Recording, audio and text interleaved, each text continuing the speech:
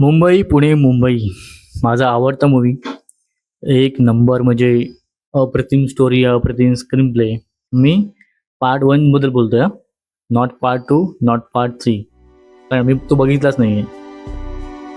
Part one म्हणजे जो actual cinema, actual story, twist, screen play, acting, बाप बाप म्हणजे बाप. विषय हार्ड होता. जॅपनीज, कविता मराठी समजायला अवघड आहे ना? नाही. हं? कारण कविता समजायच्याच नसतात. समजायच्या असतात त्या भावना.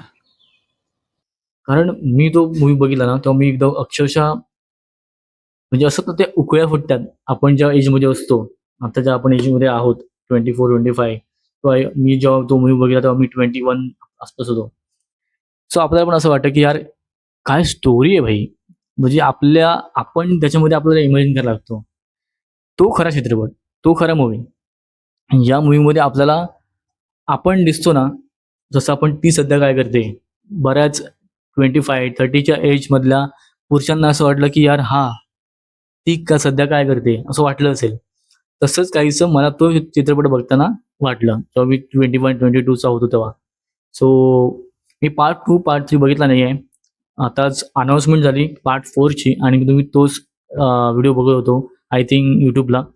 सो मला पण असं वाटलं की यार तर काय असेल पार्ट फोरमध्ये काय असेल.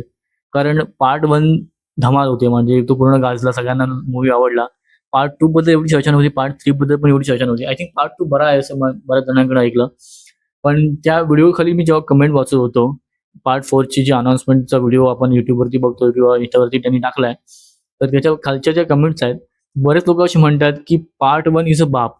पार्ट टू आणि पार्ट थ्री पेक्षा पार्ट वन हा ऍक्च्युअल सिनेमा चांगला होता, स्टोरी चांगली होती, स्क्रीन प्ले चांगला होता आणि ऍक्टिंग वाईज स्टारकास्टिंग वाईज वगैरे मूवी चांगला होता एकंदरीत.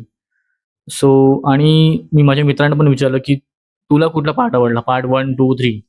तर त्यांचं असं वाटतं की यार पार्ट वनच चांगला होता. पार्ट टूला थोडंसं आहे म्हणजे खालोखाल, आणि पार्ट थ्री तर त्यांना काही जणांना तो स्टोरीच पटली नाही असं. सो पण आता मजा असेल पार्ट फोरमध्ये काय ते लोक घेऊन येतात, काय स्टोरी असेल, काय कॅरेक्टर असतील, हे बघायला खूप मजा येणार आहे. सो तुम्ही किती एक्सायटेड आहात कमेंट बॉक्समध्ये नक्की सांगा. कारण माझा तो आवडता चित्रपट आणि त्या काळचे चित्रपट म्हणजे बाप. Swapnil Joshi in a peak prime लेवलला होता तो ऍक्टिंग वाईज. दुनियादारी असेल, मधी